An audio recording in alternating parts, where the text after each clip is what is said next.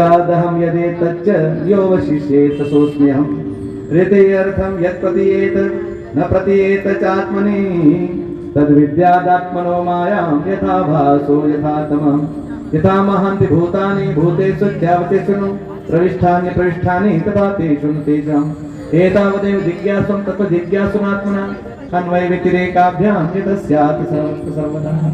चतुश्लोकी भागवत यमुना जी महाभुजी श्रीनाथ जी बोलो श्री यमुना जी बोलो श्रीनाथ जी बोलो श्री यमुना जी बोलो हमारा खंड महाराज काशीनाथ जी यमुना जी महाप्रभु जी।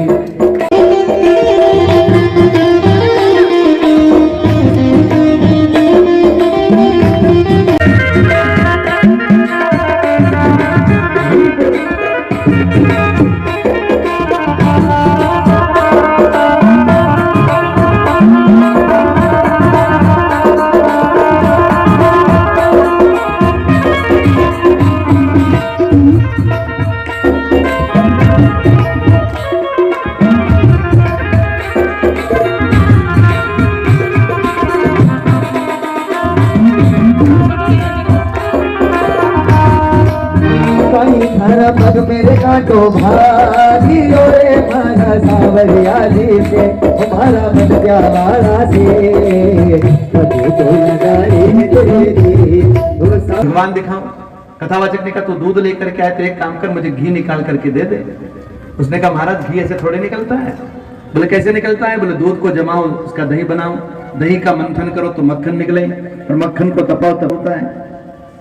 पर दूध में घी तो है ना?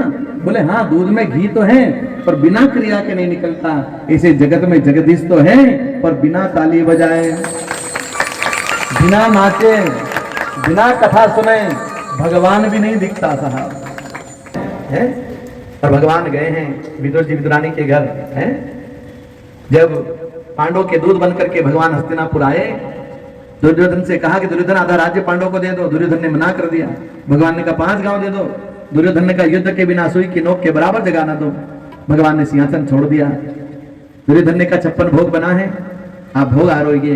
भगवान ने कहा दुर्योधन तेरा महल तो बहुत बड़ा है पर तेरा मन छोटा है। मैं तो किसी भक्त के घर जाकर के भोजन करूंगा। भगवान चले हैं विदुर जी के घर। आज भगवान विदुर जी के घर आए हैं। सुंदर सा स्वरूप भगवान का है। और ऐसे भगवान विदुर जी के घर विदुर घर पावन विदुरानी विदुर नहीं घर विदुरानी विदुर नहीं घर विदुरानी तेरा सन बैठा बना हो तेरा सन बैठा बना अजगर आए विदुर घर पावना ओ अजगर आए विदुर घर पावना। भगवान विदुर जी के घर आए। विदुरानी जी ने भगवान को कुछ आसन दिया, बिठाया।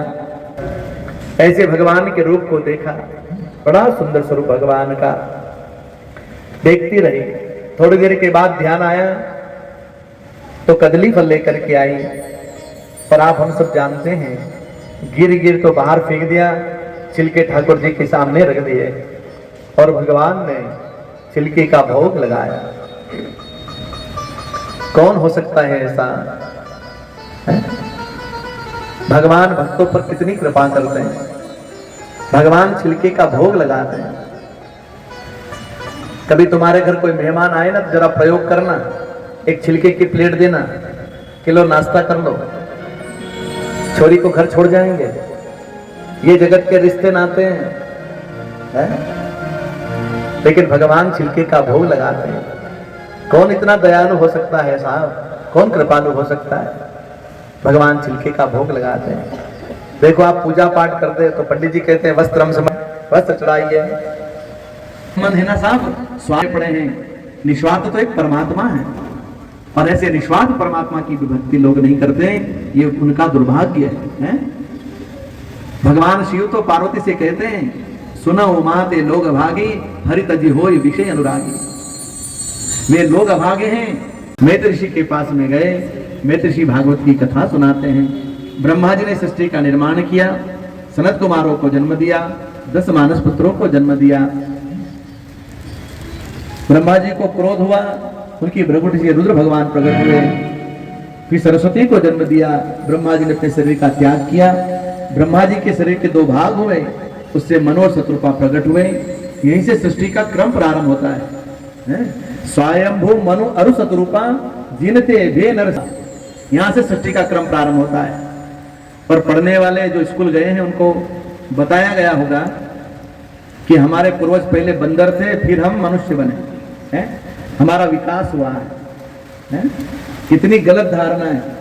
हमारे यहाँ लिखा है कि मनु से मनुष्य जाति बनी है, और जैसे पहले मनुष्य थे ऐसे आज मनुष्य है। अच्छा, बंदर का विकास हुआ तो सुअर का विकास क्यों नहीं हुआ? पर शिक्षा मंत्रालय ऐसे लोगों के हाथ में आ गया देश के बाद कि उन्होंने हिंदू धर्म का सत्यानाश कर दिया। हुई आकुति देवती और प्रसूति। देवती का करदम के साथ विवाह हुआ। देवती करदम से साक्षात भगवान श्री हरि प्रकट हुए। कपिल भगवान, बोलिए कपिल भगवान की जय। माता देव, संसार के जड़ पदार्थों में मैंने सुख खोजा, लेकिन कहीं सुख मिला नहीं। सच्चा सुख कहाँ रहता है? तो कपिल भगवान ने कहा, मां, संसार में सच्चा सुख है ही नहीं। एक आदमी को लड्डू अच्छा लगता, दूसरे को लड्डू अच्छा नहीं लगता। एक को श्रीखंड अच्छा लगता, दूसरे को श्रीखंड अच्छा नहीं लगता। अगर उसमें आनंद होता तो सबको आनंद आना चाहिए, लेकिन उसमें सच्चा सुख तो केवल भगवान के चरणों में है। चेत खलवस्य बंधाय मुक्तनो चात्मने मति। तो मां, अपने मन को भगवान में लगाओ तो उद्धार होगा। जीव की गर्भ की स्थिति बताइए, ध्यान से सुनना। आप हम सब माता के गर्भ में होते हैं तो उड़ लेते हैं, बहुत कष्ट होता है। माँ मिर्ची खा लेती है तो जलन होती है, कोई कीटाणु होते हैं तो वो काटते हैं, छटपटाहट होती है। फिर भगवान से कहती, भगवान जन्म दो तो मैं भज। लेकिन जन्म होने के बाद भगवान की माया ऐसे लपेटती है कि फिर भगवान को भी भूल जाते हैं। तो फुर्सत नहीं है, भगवान के लिए फुर्सत नहीं है।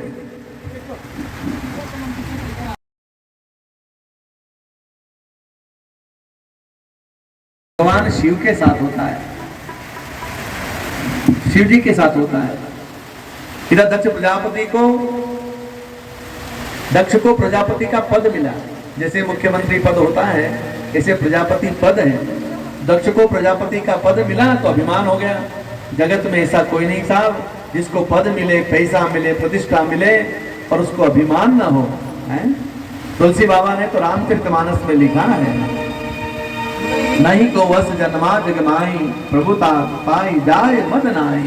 नहीं तो ऐसे जन्मा जगमाई, प्रभुता पाई जाए मद नाई, प्रभुता पाई जाए मद नाई। नहीं कोई ऐसे जन्मा जगमाई, प्रभुता पाई जाए मद नाई, प्रभुता पाई जाए। जगत में ऐसा कोई नहीं जिसको पद मिले, पैसा मिले, प्रतिष्ठा मिले और अभिमान ना हो। दक्ष को अभिमान हुआ, दक्ष ने भगवान शिव का अपमान किया। लेकिन दक्ष प्रजापति के सामने शिव जी नहीं बोले। कितना अपमान किया दक्ष ने। अरे तो शमशानवासी है, उड़ोदानी है, भस्म रमाता है। ऐसे पुरुषों को भी स्त्रियों के पिता का सम्मान करना चाहिए। इतनी माता बहन है, ताली कहीं की तो ऐसे धीरे धीरे बजी जैसे लग जाएंगे। कई बहनें तो ऐसी बैठे जैसे मामेरा में आए हो। में जा, तपस्या कर, साधना करो, भगवान को प्रसन्न कर, और तू मेरे गर्भ से जन्म ले तब इसका अधिकारी है। गुरु जी चले तो भगवान ने नारद जी को भेजा। कहा जाओ नारद जी, केला तैयार हो गया। नारद जी आए। नारद जी ने कहा, बेटा कहाँ जा रहा है? बोले भगवान से मिलने। नारद जी ने अपनी जटा खोली, जमीन पर पटकी, बड़ी बड़ी जटाएं सिर से पांव तक। नारद जी ने कहा, इतनी बड़ी बड़ी जटा जिनकी है उनको भगवान का, तो आपको दर्शन कैसे हो सकता है? और तुमको कैसे भरोसा कि जंगल में भगवान मिलेंगे? बस शेर रहता नाश्ता कर जाएगा। और तुझे कैसे विश्वास है कि भगवान? ध्रुव जी ने कहा मेरी माँ ने कहा है, और जिसको अपने माँ के वचन पर भरोसा होता है उसको सदगुरु मिलता है, और जिसको मिलता है उसको भगवान मिलता है। नारद जी ने गुरु मंत्र दिया, ओम नमो भगवते वासुदेवाय, और कहा कि वृंदावन जाओ, मधुवन में बैठ करके जप करना। ध्रुव जी वृंदावन गए, मधुवन में बैठ करके जप करने लगे। प्रारंभ में 3 दिन का व्रत उपवास का, 12 दिन का, 15 दिन का, महीने भर का उपवास व्रत करने लगे। छठे मास में ध्रुव जी ने वायु का सेवन भी बंद कर दिया। देवताओं ने कहा भगवान ध्रुव जी को जाकर के दर्शन दो, बड़ा कठिन तप कर रहा है। भगवान ने कहा तो ध्रुव को दर्शन देने के लिए नहीं जाऊंगा, ध्रुव का दर्शन करने के लिए जाऊंगा। भगवान की इच्छा होती किसी भक्त का दर्शन करो। भगवान आए, ध्रुव जी को दर्शन दिया। भगवान ने कहा ध्रुव कुछ मांगो। ध्रुव ने कहा भगवान आपके लाडले भक्त कथा करते हो, वो कथा सुनने को मिल जाए। भगवान के भक्त भगवान की कथा चाहते हैं। देखो ये कथा आप लोगों के कारण हो रही है, अगर आपके मन में नहीं होता तो ये कथा हो सकती है क्या? भक्तों की इच्छा से कथा होती है, भगवान की कृपा से कथा होती है। ध्रुव जी पर कृपा की और ध्रुव जी को भगवान का दर्शन हुआ। ध्रुव जी अपने राज्य में आए, ध्रुव जी का बड़ा सम्मान हुआ क्योंकि भगवान का दर्शन हो गया। यक्ष के द्वारा उत्तम मारा गया। ध्रुव जी ने यक्ष का संहार किया। कुबेर ने धन की वृष्टि की सरहद ला करके खजाने में डाल दिया। इला नाम की स्त्री से विवाह हुआ, पुत्र हुआ वत्सर, और वत्सर को राज्य दे करके ध्रुव जी महाराज आ गए हरिद्वार गंगा तट पर। मृत्यु के समय मृत्यु के सिर पर पैर रख करके विमान में बैठे, मृत्यु को जीत लिया केवल गुरु मंत्र से। गुरु मंत्र में श्रद्धा होनी चाहिए, है मंत्र जाप मम दृढ़ विश्वासा, पंचम भजन जो वेद प्रकाशा। मंत्र में निष्ठा होनी चाहिए, है? निष्ठा होगी तो मंत्र काम करेगा। और मंत्र में बड़ी ताकत है। मंत्र महामनि विषय व्याल के, मेटत कठिन को अंक भाल के, है? बुरा से बुरा समय भी होगा और मंत्र का जाप निष्ठा से करोगे तो लाभ मिलेगा। मंत्र में बड़ी ताकत है साहब। मंत्र के दिन तो देवता लोग हैं, इसलिए गुरु मंत्र का जप करना चाहिए। आपने गुरु मंत्र लिया हो तो उस गुरु मंत्र का जप करना चाहिए, गुरु मंत्र जरूर लेना चाहिए। कोई ना कोई दीक्षा गुरु हमारा हो तो कल्याण हो। महाराज ने भगवान से 10,000 कान मांगे। भगवान ने कहा 10,000 कान को क्या करोगे? पृथु महाराज ने कहा आपकी कथा सुनेंगे, हैं? पृथु महाराज भगवान की कथा के लिए 10,000 कान मांगते हैं और अपने तो 2 हैं, वो भी नहीं सुनते हैं। कान क्यों मिले हैं? भगवान की कथा के लिए। वाणी गुणानु कथने श्रवणों कथायाम, है? जिन हरि कथा सुने नहीं काना, श्रवण रंध्र ही भवन समाना। जो कथा नहीं सुनते उनके कान सर्प के बिल के समान है, ऐसा कहा है रामचरितमानस में। तो कानों के द्वारा भगवान की कथा सुनी जाए। इन्हीं की वंश परंपरा में आगे चल करके आगे नाम के बोलिए ऋषभदेव भगवान की जय हो। जैन समाज के 24 तीर्थंकर हुए, उसमें पहले तीर्थंकर भगवान ऋषभदेव होते हैं। उनकी कथा भागवत में है। उनके 100 पुत्र हुए। रोचना नाम की स्त्री से उनका विवाह होता है, इंद्र की बेटी है। 100 पुत्र हुए। ज्येष्ठ पुत्र का नाम है भरत, और इन्हीं के कारण इस देश का नाम भारत पड़ा है। पहले इस देश का नाम था अजनाब खंड, फिर हुआ भरत खंड, फिर हुआ भारतवर्ष, और आज इसको हम कहते हैं भारत। और अपने देश के आगे क्या लगता है? माता शब्द। और बोलते तो कितना अच्छा लगता है, भारत माता की। अभी भी कई लोग नहीं बोले। गर्भ का पग पग लगता मेरा, भारत देश है मेरा, वो भारत देश है मेरा, भारत देश है मेरा, वो भारत देश है मेरा। जय भारती जय भारती जय भारती जय भारती। जो भरा नहीं है भाव भरती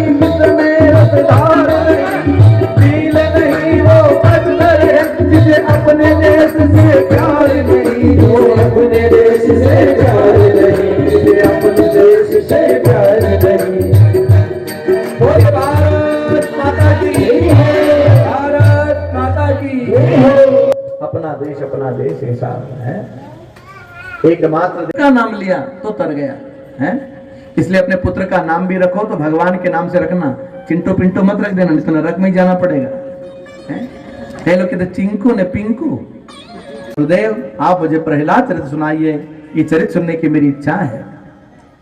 आचार्य सुखदेव जी वर्णन करते, राजन हिरण्याक्ष का वध हुआ, सारा परिवार शोकाकुल हुआ। हिरण्यकश्यप ने कहा जिसने मेरे भाई का वध किया है उसका वध मैं करूं, पर पहले तपस्या करूं। तो मंदराचल पर्वत पर गया। देवता लोग घबरा गए। देवताओं ने अपने गुरु बृहस्पति को याद किया। बृहस्पति ने कहा कि मैं हिरण्यकश्यप की तपस्या में विघ्न करूंगा। तोते का रूप लेकर के आ गए। मंदराचल पर्वत पर वट वृक्ष के ऊपर जाकर के बैठ गए। वट वृक्ष के नीचे हिरण्यकश्यप बैठा और ब्रह्मा जी का ध्यान करने लगा। ओम ब्रह्मणे नमः, नारायण नारायण नारायण। ओम ब्रह्मणे नमः, नारायण नारायण नारायण। कहा कि मैं तपस्या करने गया, वट वृक्ष के नीचे बैठा, मैं ब्रह्मा जी का ध्यान कर रहा था। उसी समय एक तोता आया और मेरे दुश्मन का नाम लेने लगा। बोले क्या लेने लगा? बोले नारायण नारायण। पत्नी समझदार थी, उसने सोचा कि इनसे कहो कि नारायण नाम की माला करो, तो ये करने वाले तो है नहीं, इनसे बार बार बात करोगे तो इनके मुख से नारायण नाम निकलेगा तो इनका कल्याण होगा। पत्नी समझदार हो तो अपने पति को धर्म के मार्ग पर लगा सकती है। नित्य के आप तो कमाओ जा हूं सुनियोंगा कथा है? आप भोजन करो तो आपका पेट भराता है कि पति का पेट भराता है? भाई जो भोजन करेगा उसी का पेट भराएगा।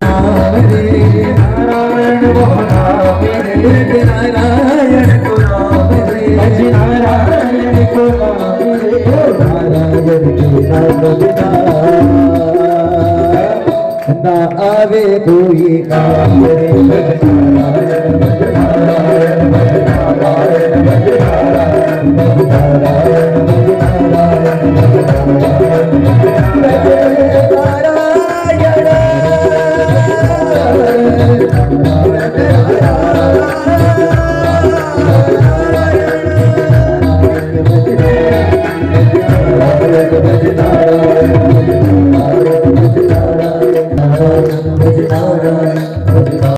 सिंहासन पर बिठाया, पानी का गिलास दिया और कहा कि आपके सामने तो बड़े बड़े देवता भी थर थर कांपते हैं, फिर भी वो तोता बोला हाँ। भोजन कराते समय भी पूछने लगी कि वो आप क्या कह रहे थे? मंदराचल पर्वत वट वृक्ष उस पर तोता, तो तोता क्या बोला था कि नारायण नारायण। रात्रि भर नाम चलता गया। हिरण्यकश्यप तपस्या करने के लिए गया। इधर कयावती गर्भवती हुई। इधर इंद्र को पता चला तो इंद्र कयादू का हरण करके ले गया। मार्ग में नारद जी मिले। नारद जी ने कहा कि इसको कहां लेकर के जा रहा है? इंद्र ने कहा कि ये गर्भवती है और उसके राक्षस है। एक राक्षस पहले ही परेशान करता है, एक और आएगा तो परेशान करेगा। नारद जी ने कहा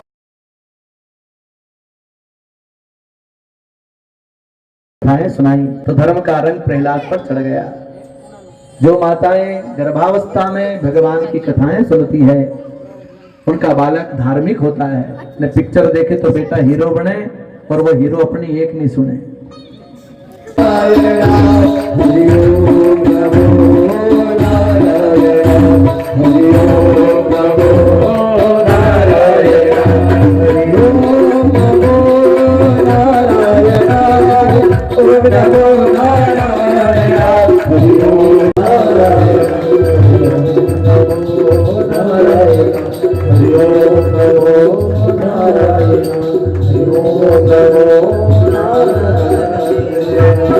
हाथी से कुचलवाया, नाक से डसवाया। बहन होली आई, उसने कहा मैं आग में जलती नहीं हूँ, मैं प्रहलाद को गोद में लेकर के बैठूंगी, प्रहलाद तो जल जाएगा और मैं बच जाऊंगी, पर जाको राखे साइया तो मार सके ना। प्रहलाद जी तो बच गए और होलिका स्वाहा हो गई। प्रहलाद जी की रक्षा हुई। फिर गुरुकुल में पढ़ने भेजा। देव कहीं बाहर गए थे। प्रहलाद जी राक्षस बालकों को लेकर के बैठे और प्रहलाद जी भागवत की कथा सुनाने लगे राक्षस बालकों को। प्रहलाद जी ने कहा कौमाराचरित प्राज्ञो धर्मान भागवतानिह दुर्लभम मानुष्यम जन्म तदप्य ध्रुमर्थदम।